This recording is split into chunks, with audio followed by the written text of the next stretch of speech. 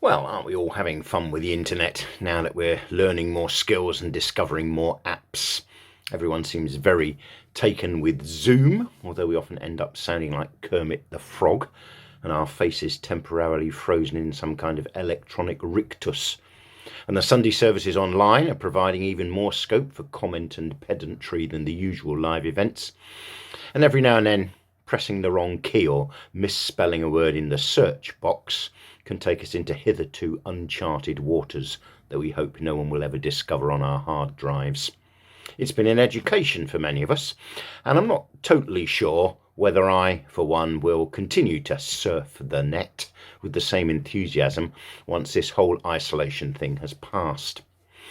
I've been content to tap out these little columns or blogs or reflections or whatever you want to call them and post them on Facebook from time to time.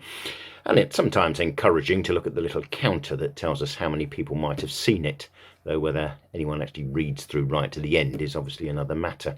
Might be interesting to have a similar counter mounted on the gallery at church, telling the preacher how many people are actually listening at any one time. And if it dips below a certain number, say 5, then the preacher just stops for a bit to see whether anyone notices. Anyway, having written these little pieces and posted them on the net for the literate among you to read, I was persuaded by a number of people who couldn't be bothered to read all the way through them to record them and then get James to post them on the church's YouTube channel together with an exciting little intro that was always bound to lead to disappointment. I managed to do them in the study on my phone in front of some very clever wallpaper there that makes it look as if I've got books behind me, and it all seems very easy. And credit where credit's due, James makes a very good job of producing them, so thank you to James. However, I don't know if any of you watch them to the end, but as they go through, the sound seems to get a bit unhitched from the picture. By the time the longer ones have finished, my lips are moving quite a bit ahead of the sounds coming out. Don't feel you have to watch them all the way through. If you don't believe me, you can just jump to the end to see the effect. What I appear to be saying doesn't seem to be bearing any clear relationship to what I'm actually doing. Jesus came across a few people like that, people whose actions didn't really match up with what they said.